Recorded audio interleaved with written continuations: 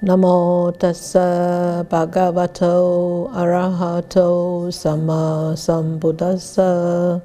Namo tassa bhagavato arahato samma sambuddhassa. Namo tassa bhagavato arahato samma sambuddhassa.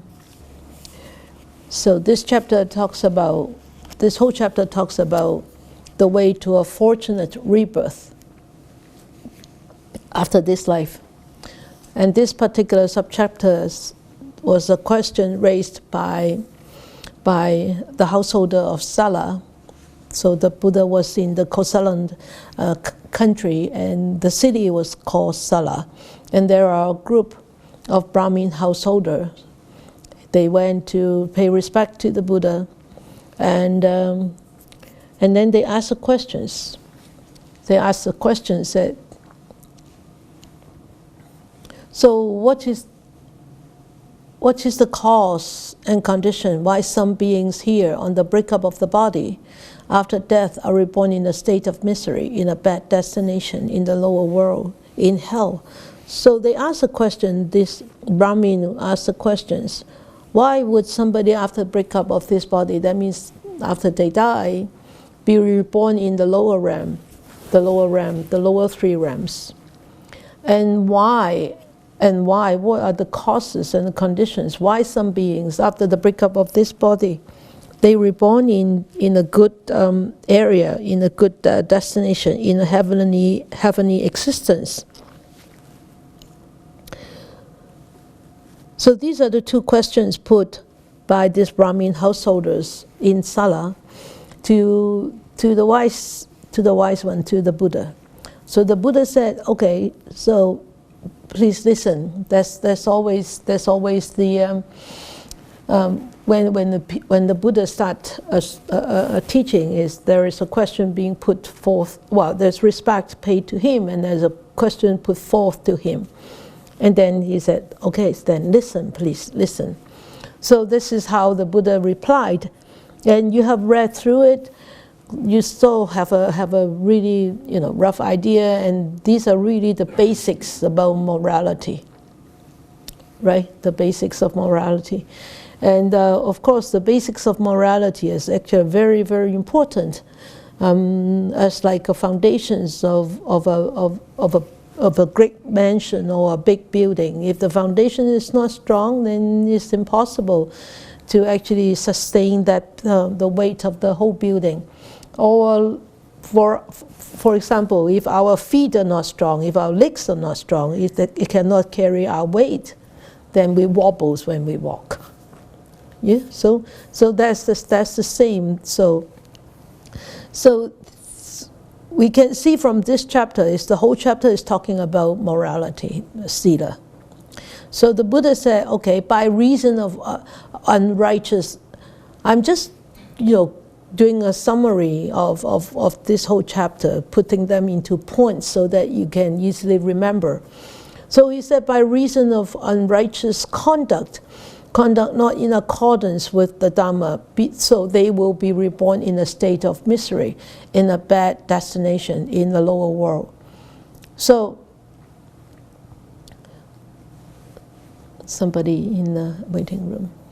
So, unrighteous conduct. So, because they said they don't understand, so they requested the Buddha to actually explain thoroughly what does he mean by this. So the Buddha said, because of unrighteous conduct, that means immorality, not moral enough. So they will be reborn after this lifetime, to be reborn in lower realms. And then because of righteous conduct, they will be, after this lifetime, they will be reborn in a good destination, in a heavenly world. Look at this. The second one is good destination in the heavenly world. So it doesn't say nibbana, it doesn't say fruition. It only talks about heavenly world. So you can see this is actually a path for rebirth in heavens is really not a path of liberation. But this is actually appropriate for householders, especially for householders who have families. As you recall from earlier chapters, that the Buddha always said that the householder life is very dusty, and because of that dustiness, of that crowdedness of householders' responsibilities. So the Buddha teaches path for heavenly existence to householder, because the Buddha foresee that householders, because of those family responsibilities, they will not be able to spend as much time or be as diligent. I shouldn't say diligent, but spend as much time as a monastic to take on such a committed path because of family responsibilities. Okay, so this is actually really a very strong recommendation to householders. But you, as a householder practitioner, don't be satisfied with such path also. Okay, otherwise you'll be so attracted to this heavenly existence, and you forgot completely that there is a path of liberation. Okay, just remember what the Lotus Sutra talk about also, because most of you actually have listened to the Lotus Sutra discourse. So don't forget about that path. Okay. So he said in here, the unrighteous conduct. There are three kinds of unrighteous bodily conduct, and 4 kinds of unrighteous verbal conduct, and 3 kinds of unrighteous mental conduct. So totally there are 10 kinds of unrighteous bodily, verbal, and mental conduct, and these are all actually. You can see when he talks about the righteous conducts, there are also 10 kinds of righteous conduct. And of course, you can see where the 5 precepts actually arise from, right?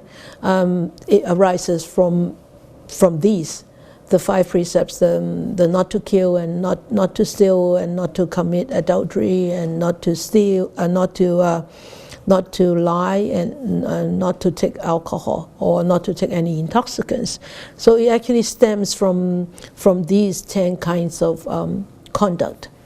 So the 3 kinds of unrighteous bodily conduct are: first, it kills living beings. When he kills living beings, he becomes. When you make the slide bigger, would they be able to see the words bigger, or they have to do it themselves? They have to do it. Oh, they have to do it themselves. Okay. All right. So the first is killing living beings. Then when he kills living beings, it says in here, he is murderous. He's murderous. His hands are filled with blood, and then he's given to blows and violence. So that person is really violent and hitting people. And most of all, he's merciless. He doesn't have this kindness to living beings. So when it says killing living beings, so here that means he has really killed. Okay? If he is just like giving blows and violence, very violent, hitting people, and he did not kill, that person did not die, then that's not considered killing. Okay, so when somebody you remember when I talked about the precepts many years ago, what is considered to be breaching the precepts? There are three aspects. Who remember? You? Good. You commit the act yourself. You commit the act yourself, yes. You ask somebody to do it. You ask somebody to do it. Or you rejoice in somebody else. Yes, or you rejoice in somebody else doing this.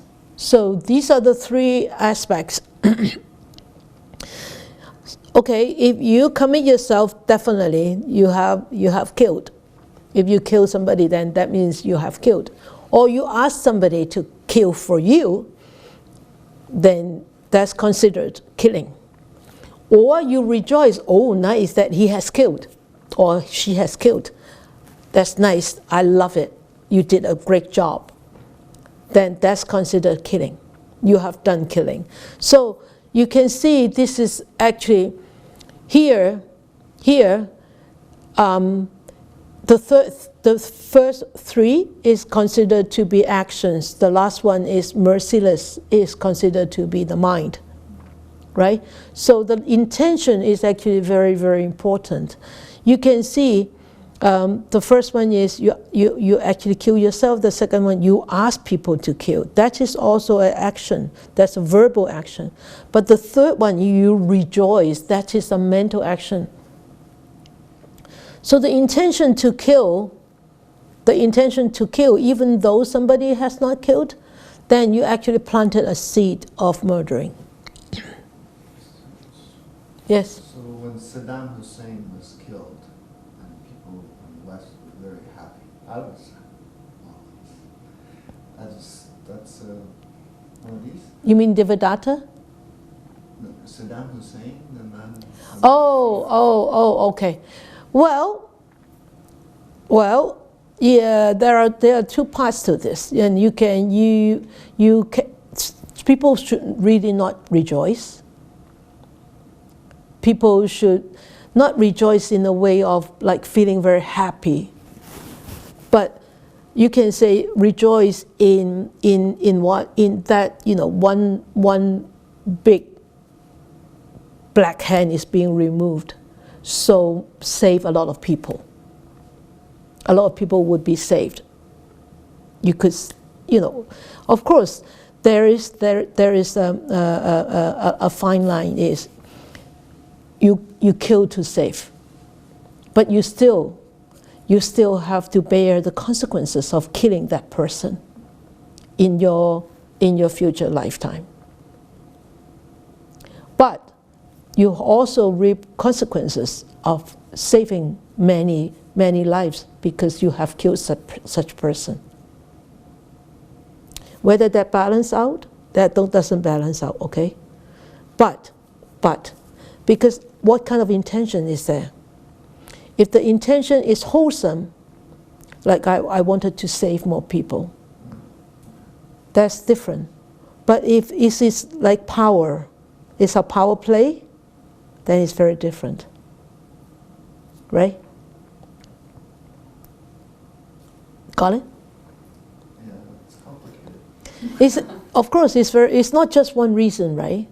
It's not just one reason. It's a very, very complicated karmic connection there. There is karma there. Mm-hmm. He cannot be just killed like this. There is such a karmic connection there, a very complicated karmic connection between nations, between people of nations, between those people in power of different nations with him or with his country. It's a very complicated thing. We cannot just look at that thing from one point of view. Okay?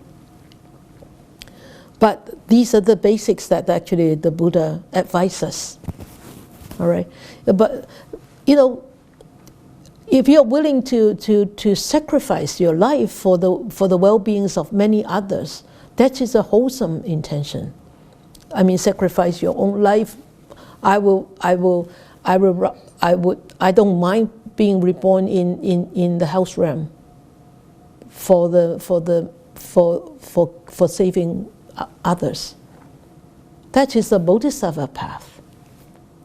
But killing him is really not a bodhisattva path. For me, I look at it very differently. I think it's a power play. So, okay. So second one is he takes what is not given. So the summary of this is he takes by way of theft the wealth and property of others in the village or forest. So you all understand this is, he takes what is not given. That means without permission, he takes what doesn't belong to him. Of course, in the old days it says in the village or in the forest. Nowadays, in your office, right? Anywhere, or around the lake. Anywhere, anywhere, even in the forest or in the village. Okay, so that is stealing, taking what is not given to you or doesn't belong to you, or without permission. And then the third one is commit sexual misconduct. It actually says, you know, have intercourse with women who are protected, or you have intercourse with men. Okay, so but he says here with women because that you have to bear in mind the historical culture of India. All right, at that time, women who are protected by their mother and father, that means the whole families and brothers, or who have a husband, who are protected by law, or like orphans, or like handicapped people, or even prisoners, or who are engaged. So any sexual misconduct outside, actually anything outside your marital status is considered as sexual misconduct. So these are the three kinds of unrighteous bodily conduct. The basic bodily conduct that is actually, those are unrighteous, not proper. Okay, so 4 kinds of unrighteous verbal conduct. So you should all know by heart now what are the 4 kinds, right? Right? Everybody should know now, by now, because we repeatedly go through these. So that one, the falsehood, that means, but remember here, it says, in full awareness. In full awareness. That means he is very aware that he's actually telling lies. He speaks falsely. He knows, he said he doesn't know. He doesn't see, but he says he sees. But in full awareness. That means he knows that he's intentionally lying. Okay? Or he speaks maliciously to divide. So he becomes one who actually divides those who are united. Okay, so in the book he's called a creator of division. So, and rejoices and delights in discord. So he or she loves this gossiping, dividing. Okay, so, and then he speaks harshly. So, using words which are unkind, which are very rough, very, very blunt, very offensive, and almost to the brim of anger and not conducive to concentration.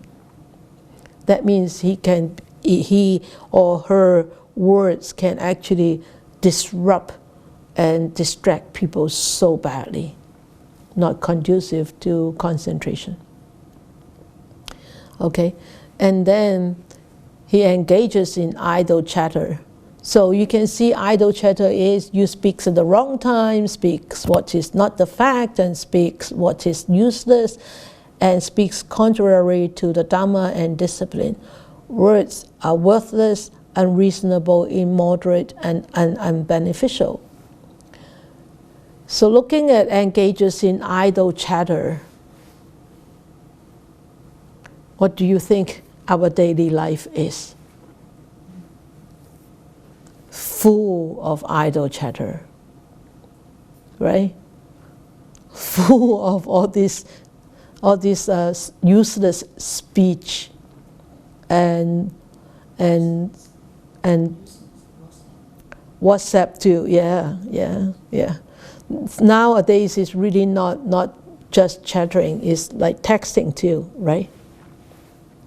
So I remember a couple of weeks ago, I have had a lot of patience with this friend of mine. He kept sending me a lot of, clips, videos, and WhatsApp messages.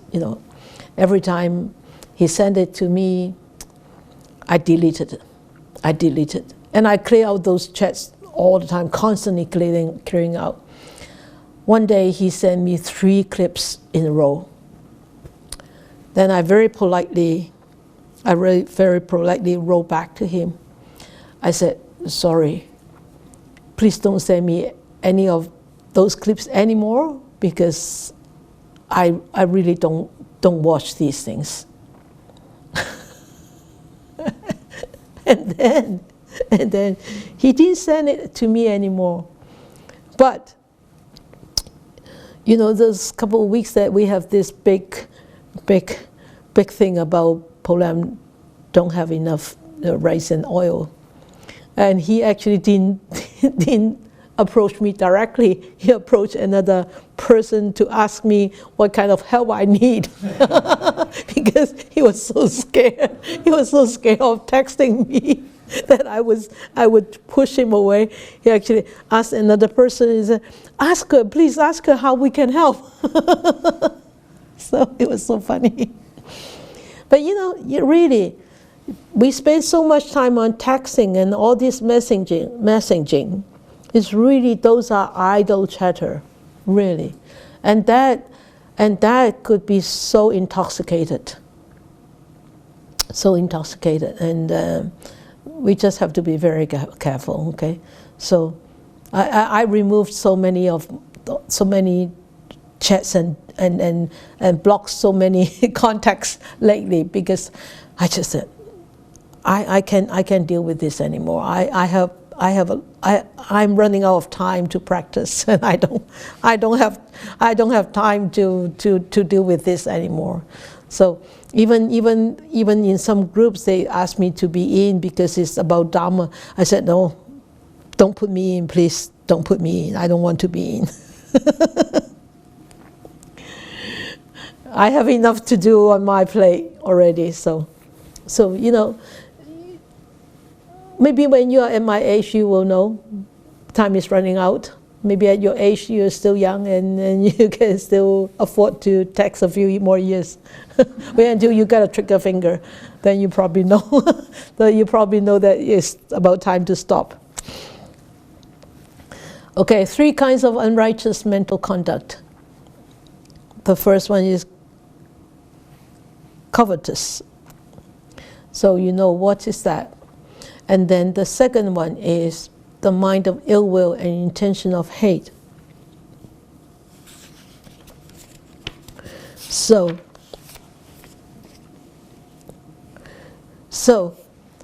mind of ill will and intentions of hate, that means that's anger. There's a lot of anger in there. So, and then the third one is the wrong view, distorted vision. So here let us take each point by itself. Nothing given, nothing offered, nothing sacrificed. That means no generosity, and no fruits of dana, no fruits of generosity. No fruit or result of good and bad actions. That means they don't believe in cause and effect. Right? They don't believe in cause and effect. And no this world and no other world. That means they do not believe in there is rebirth. And there is this cycles of dependent origination. And no mother and no father. That means they don't believe in that paying respect and looking after our parents are necessary. Won't bring good fruits. No beings who are reborn spontaneously, that means no rebirth. And no good and virtuous ascetic Brahmins, that means they don't believe the Dhamma. They don't believe in the Buddha. They don't believe in people who are actually walking on the path of liberation. So these are all the wrong view. Or other wrong view is thinking about the world is eternal. There is eternity. So that is a wrong view. Okay? So this is the wrong view. So these are the 10 kinds of unrighteous bodily, verbal, or mental conduct. It's all in the book. I didn't add anything new in. I'm just doing a summary so that you could sort of remember them easier for you to remember. So 3 kinds of righteous bodily conduct. Of course, these are then the opposite of the unrighteous one, right? So the first one is abandoning and abstaining from the destruction of life. So I want to ask you a question. I have asked that question many years ago, I remember. I've got a very good memory. Quite a good memory, even though I have lost a lot now. Okay, I want to ask you the difference between abandoning and abstaining. I've asked that question before, right? Yep. It's good. You've got good memory too. Anybody is willing to answer these questions? Abandoning, abstaining. If they are the same, the Buddha would not put them together. Would not put these 2 words there. There must be a difference between abandoning and abstaining. Who? Nora. Okay. Yes, abandoning sounds more determined that you'll never do it, and abstaining is just, I'll try not to. Okay, very good. Yeah. Anybody else? What about the teachers?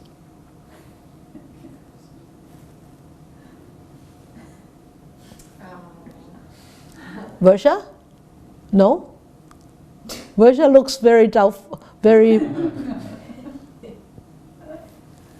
would say abandoning is letting it go completely. Abstaining would be something that you're mentally and willfully doing all the time. Okay, so Laurie said abandoning is you let go completely, so you don't do it at all. Abstaining is mentally, willfully, willingly or willfully? Same, okay. Willingly. And with intention. With intention of not doing it. I don't quite agree with you. Okay. I still remember the example for this one. Oh. Say that. It was chocolate. Chocolate. So the example was like the abandoning or avoiding. It's like I tell Kwok, okay, no chocolate in the house, okay? No chocolate in the house. And abstaining is there can be a kitchen full of chocolate and I can look at it all day. And you don't take it. I don't touch it. Yes. Yes, abandoning is sort of like sort of avoiding. You try to avoid it. Abstaining is really, I'm not doing it. I'm not taking it. Yeah. Abstaining is really, I abstain, that means I draw away. And you could say abandoning is I completely let go of the chocolate. But abstaining is actually less serious than abandoning. Nora was right. Abstaining is I look at the chocolate, I know I cannot take it, but I want to take it, but I don't take it. But abandoning is chocolate there? No, There's no intention of taking a chocolate at all. There is no attraction from chocolate. Yeah? Just naturally from inside. Yes. No force, yes, no force. No force by like, oh, because I'm diabetes, so I have to abstain from chocolate. But I abandon chocolate, whether I'm diabetic or not. Yeah? So it's not because of force or because of rules or because of routines. But abstaining is because of rules and routines that you abstain from. But I completely abandon killing. I don't just abstain from it. There is a fine line. Do it naturally. Yeah, there is a fine line there. Okay, yes? It's actually a mental... commitment. Yeah, a mental... Volition or training or... Yeah. Like it comes naturally from your mind that, no, I can't do this. That's why I don't do this. Why it's under... Oh, I see why it's under bodily contact, because it's a bodily action. Oh, no, there are more. Yeah. But it's a bodily. Yeah. So abandoning and abstaining. So abandoning and abstaining from taking of what is not given. This is actually easier to understand now. Abandoning is, okay, there is a stack of $100 bill here. You say, well, I need money now. I can take it. Nobody sees it. I won't take it. I won't take it because I know this is not my money. But there is no intention in the mind to take that. That is abandoning. But abstaining is, I know that I take it is wrong. I stop myself from taking it. So abandoning is really, there is no intention of doing it. Nobody is watching over you. No rules is governing over you. Yeah, right? I should look up that word in that little English book that I have. Yeah. Maybe they have the same meaning. But I'm sure that that's how I feel the difference is. Otherwise, he doesn't need to put two words into there. Okay? So abandoning, abstaining from sexual misconduct. Sorry, Versha has her hand up. Yes, Versha, you have your hand up? Okay, unmute yourself. So I'm wondering if abandoning means there's not even a desire anymore. Yeah. Whereas abstaining is like, I still have a desire, but I'm not going to do it. Yes, that's what no desire at all? No desire, or no, you can say where does the desire come from the mind, right? You can say there's no desire, yeah. Yeah. Okay, thank you. Okay, so Catherine, yes. Okay, Catherine.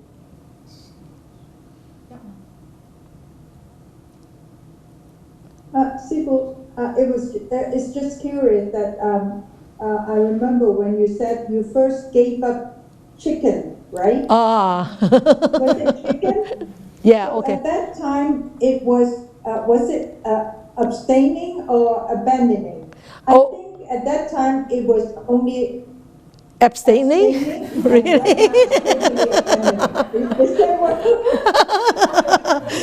That was a very good example. You know what? That was a very good example, really, Catherine. I remember when I actually gave up chicken, just overnight. You all heard the story. Overnight, I became a vegetarian 36 years ago. So when I walk by the market and I smell those chicken, there was still saliva coming out. You know, like, tasty chicken, smell good. So that mind still has this kind of, you know, urge, a desire, as Virgil said, desire.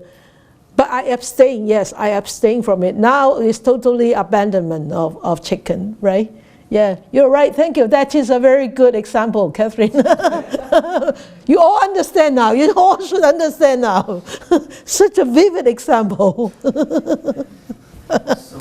when you put food on Goldie's paw and you tell her to wait, she is abstaining. She's abstaining, not abandoning, no. Yes, yes.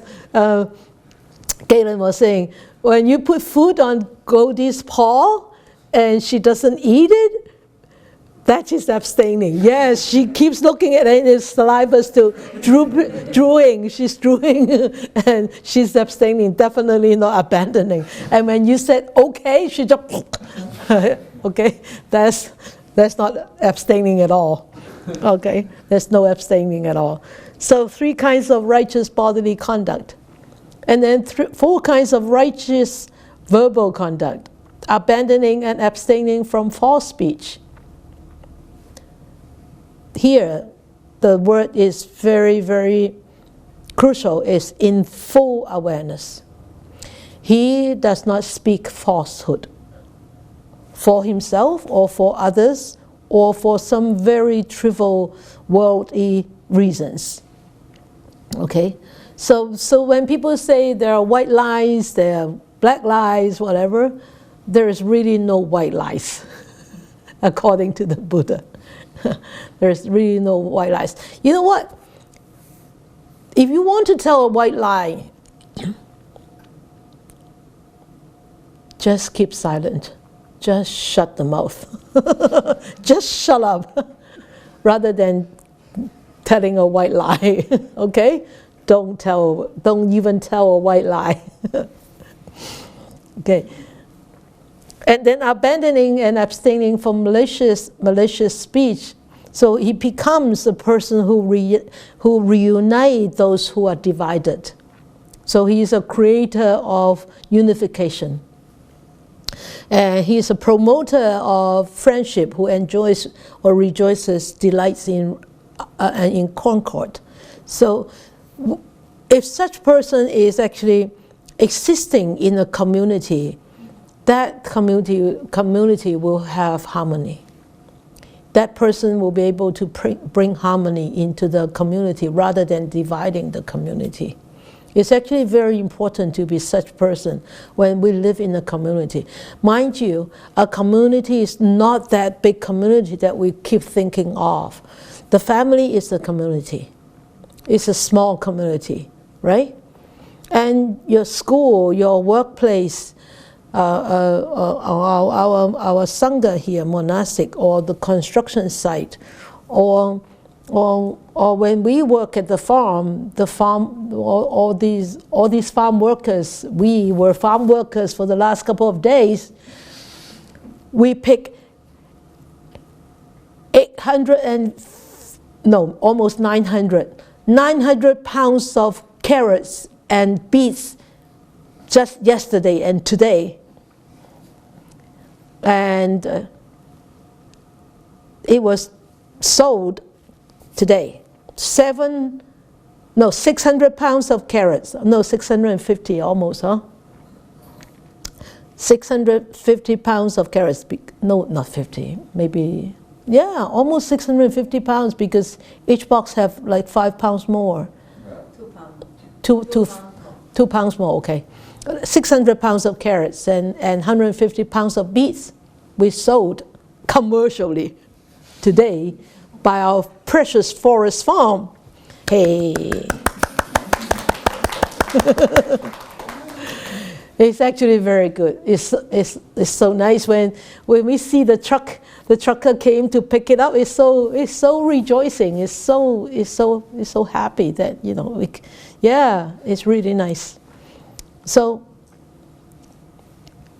promoter of friendship, who rejoices in picking carrots, enjoys in picking carrots, who delights in picking carrots,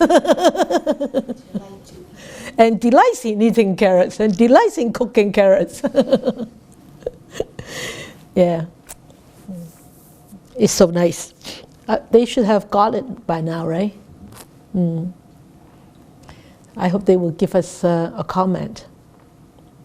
Yeah. So the third one is abandoning and abstaining from harsh speech. Even though we want to speak harsh speech, let us try not to. Let us try to speak words which are gentle, pleasing to the ears, lovable, go to the heart.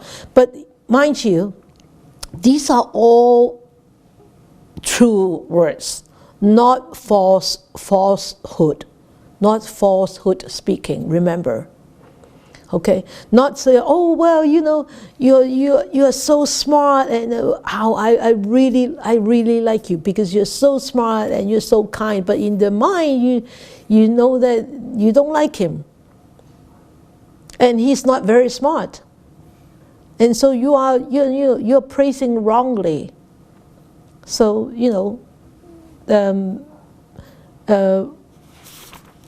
remember.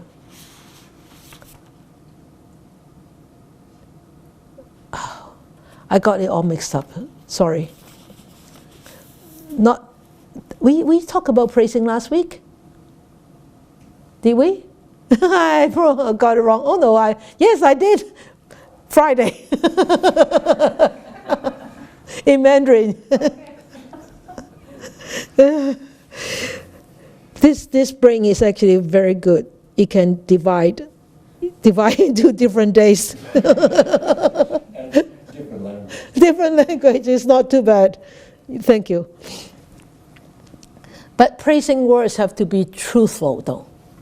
Remember, truthful, really truthful. Don't just praise for the sake of pleasing others or pleasing to get what you want. Then that's not truthful words.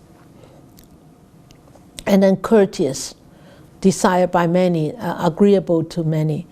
And then the last one is abandoning and abstaining from idle speech. Words are recording, reasonable, moderate, and beneficial. So idle speech is the one speech that we always engage in.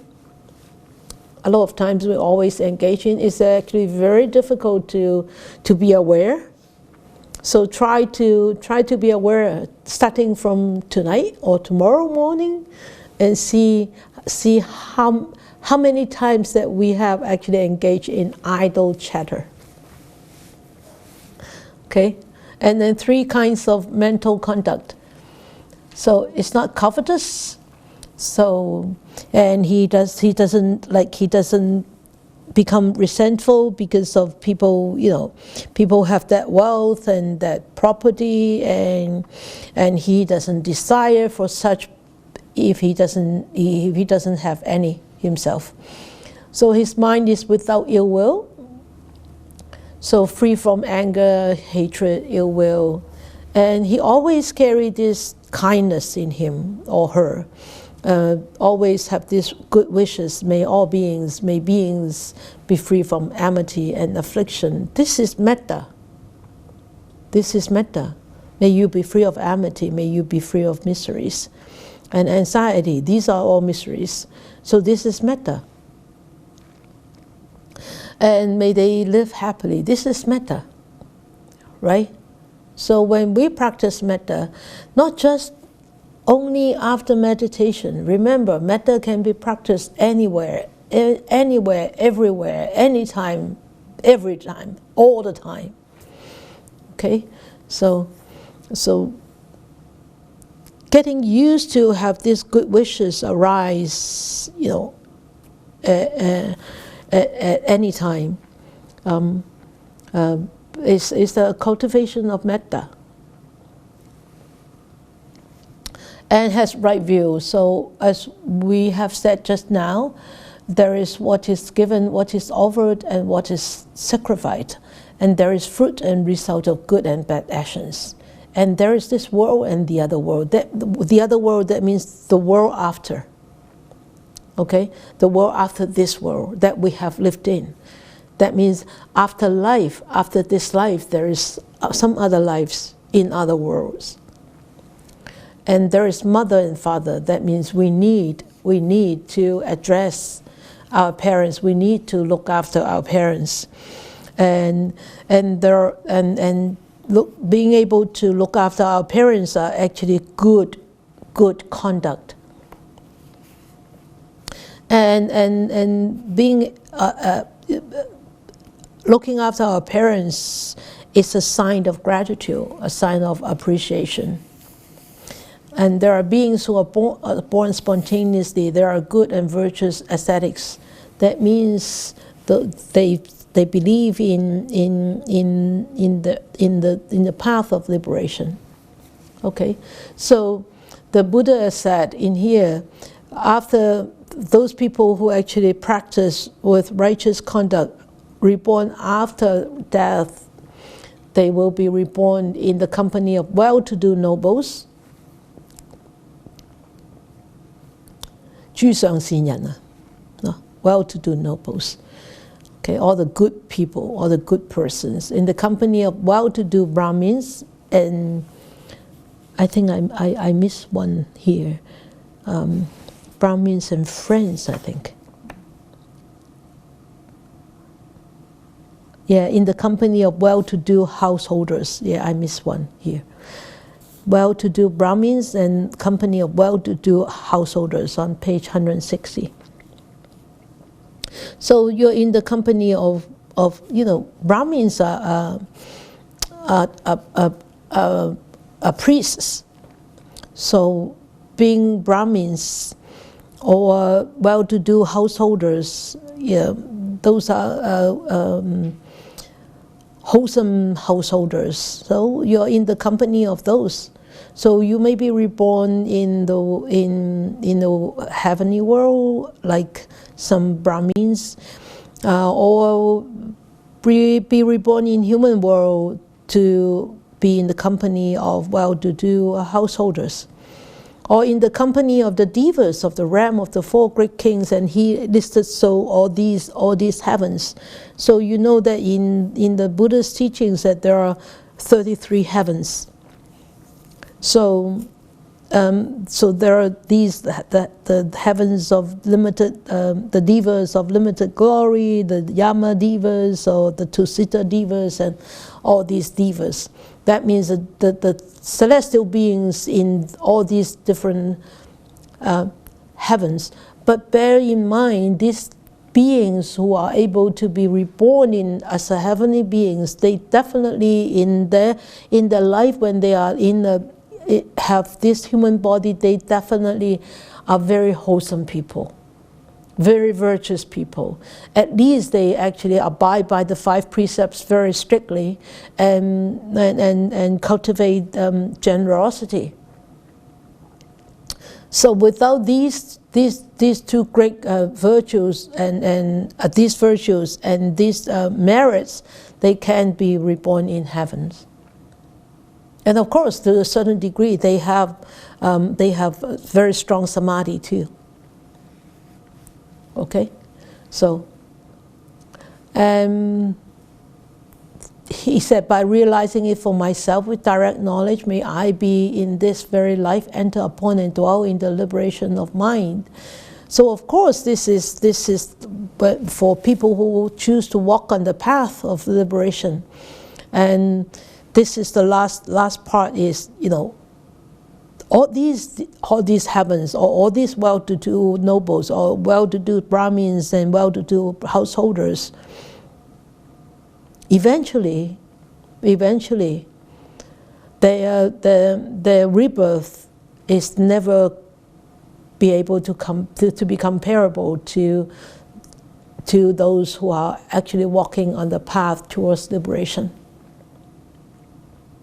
Okay, so that's why he said, who observes conduct in accordance with the Dhamma, righteous conduct we should make a wish is, by realizing it for myself and direct knowledge, may I, in this very life, enter upon and dwell in the liberation of mind. At least if we cannot liberate and dwell in the liberation of mind all the time, at least we should actually have a vow of to be able to walk on this path for many future lives to come,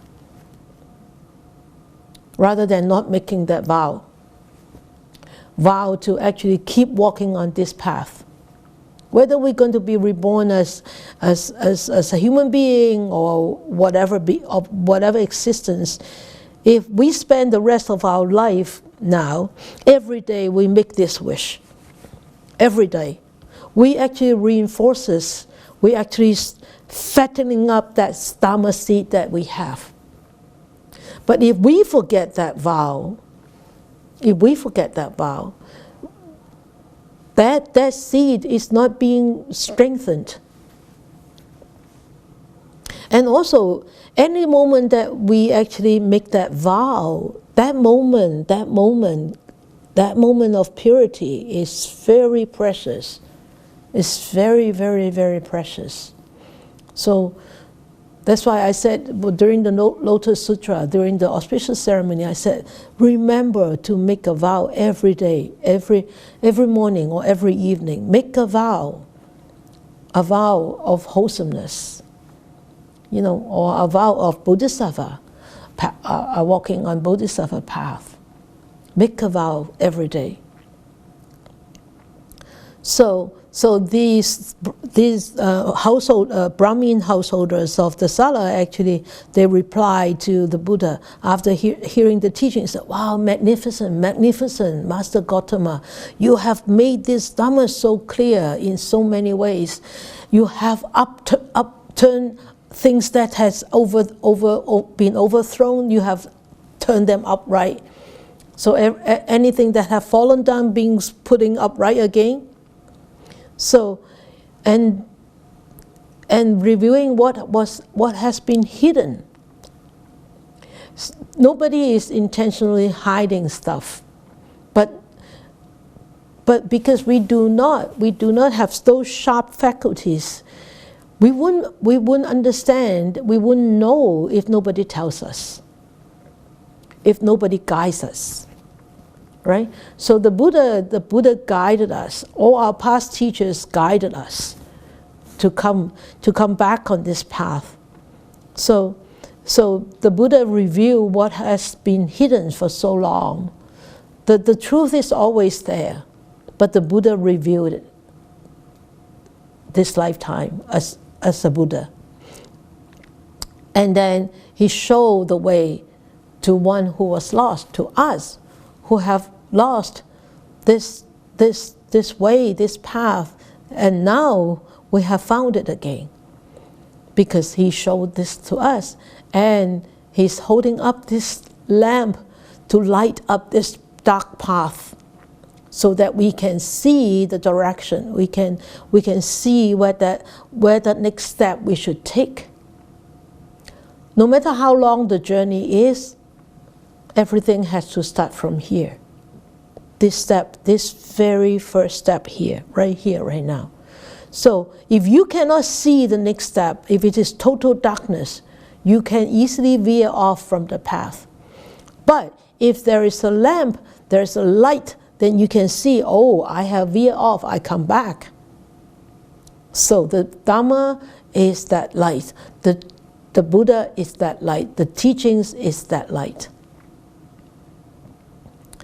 So after that, those Brahmins householder, they said, "Wow, Buddha, we should now go for refuge to you, to the Dhamma, and to the Sangha, the triple gem."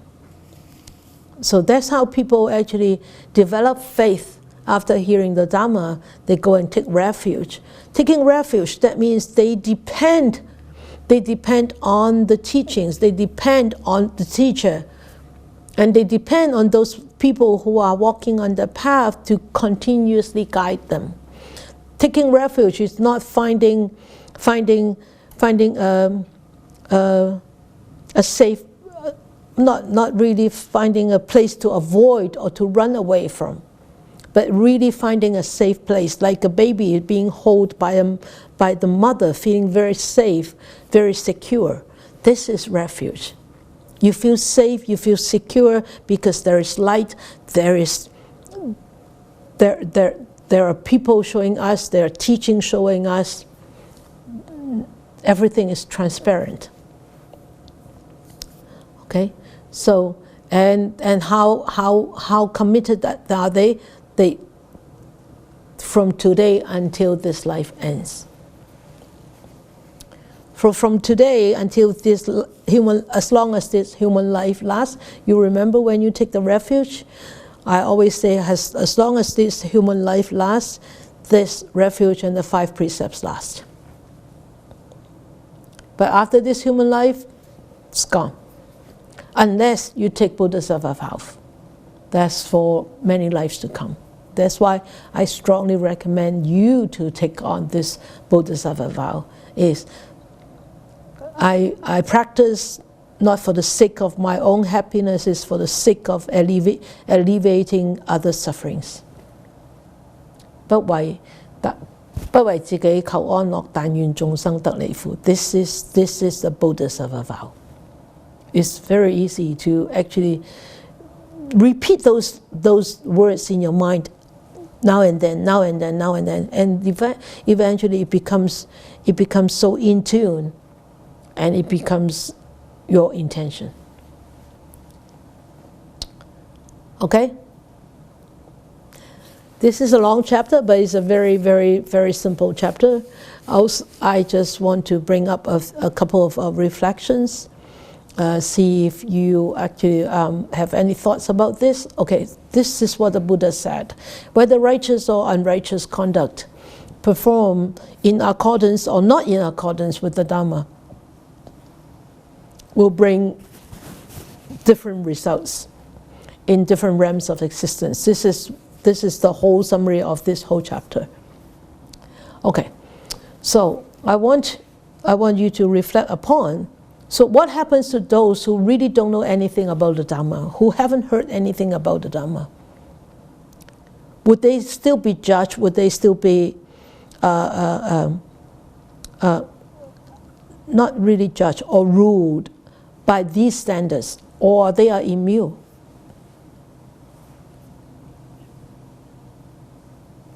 Are they immune?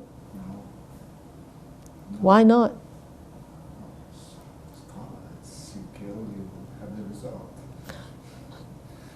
Because you believe in it.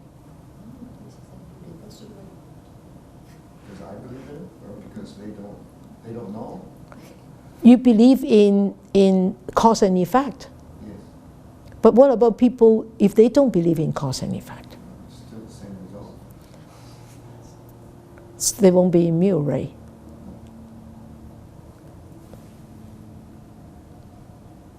You look very dazzling.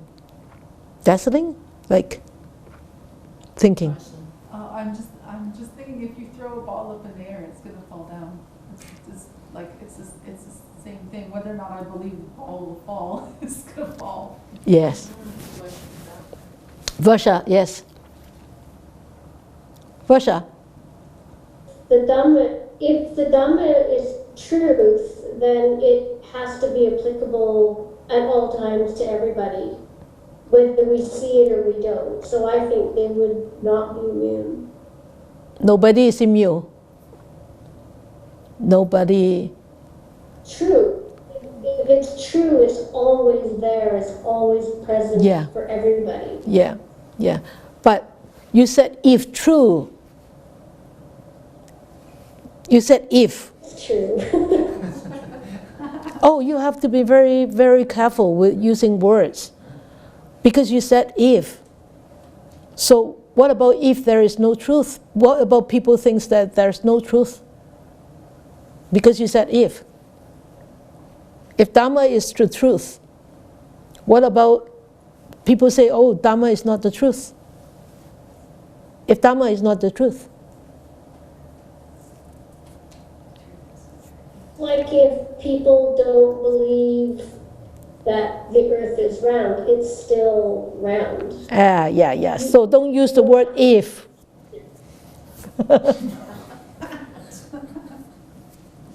Do not use avoid abstaining to use the word if. Dhamma is the truth. The truth is the truth. Because if you use this word, if the truth is the Dhamma, or if Dhamma is the truth, then people will argue with you. What about, I don't believe in the truth that you believe in? Right? Yeah. So people can argue with you. But still, even though if they don't believe in it, still they are governed by such law. This is the law. This is the law of existence. Look at the apple tree. Would the apple flies up, or the apple will fall? The truth is the apple will fall. The apple won't fly into the sky. That's the truth. That's Dhamma. Right? And why would the apple fall? First, because of gravity. Second, because it's got bugs. Cause and effect. It's rotten. So it falls. Falls earlier than the other fruits, than the other apples. So we know this, even though you don't believe in it, or once people don't believe in it, it doesn't mean that they are not being governed by it. Right? So the law of existence, the law of cause and effect, the law of causation, the law of impermanence are truths. Whether you believe or not, you still will not be immune. Okay? So, looking back at the past years of this life, if our number is up right now, or next moment, or next day, where do you think you will be reborn in? You don't have to tell me. You don't have to tell me. Which heaven you want to be in. Strive towards that heaven, okay? But I just want you to put into a perspective of how you have spent your life in the past and how you're going to spend the rest of the days in the life of this, the rest of the life. Okay? So if in the past we have definitely, I have done a lot of unwholesome actions. I have said a lot of unwholesome words. I have, so many. If I die right now, I don't know. As my Sifu said, you go down fast, you come up fast. I probably will be going down very fast, but I don't know about coming up fast. But, then I vow to Bhikkhu use of the rest of my life, not because I'm afraid that I will be going down. I'm not afraid. I'm not afraid if I need to go into the lower realms. I'm not afraid at all. Because I know that must be a reasons that I need to go there because of my past actions. So I know, even though if I will be reborn in the lower realms, I know one day, because of all the good seeds that I have actually gathered this lifetime, those good seeds will sprout eventually. So I don't worry at all. I don't worry that, one of my students asked me before, I'm so worried that I'll be reborn in lower realms after this life. Sifu, what should I do? I said, what should you do? You should do everything. You should do everything for the rest of your life, trying to fatten up the seed that you have right now. The Dhamma seed that you have right now, the generosity seed that you have right now, the metta seed that you have right now. And don't fatten up that seed of fear. Right? If you keep constantly being afraid that you'll be reborn in hell, so definitely I tell you, you're already there. You're already living in fear. You're already living in hell. You don't need to die to go in hell, to go to hell. You're already there. All right? So remember this, okay? Can we do anything to change our future rebirth? Of course we can. We are doing it now. We are shaping our future rebirth right now, right here, doing this, reflecting upon this, thinking about this, and also very important is practicing this, practicing what the Buddha actually has taught us, practicing what his teachings are about, not just mere words. All right? Then we dedicate our merits.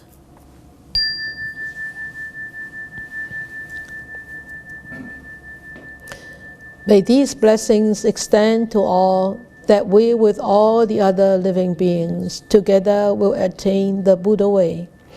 May we wish more and more people will encounter the wise words of the Buddha, study them, understand them, practice them, integrate them into their lives, and help them to liberate themselves from their own sufferings, entanglements, and be truly free, happy, and peaceful.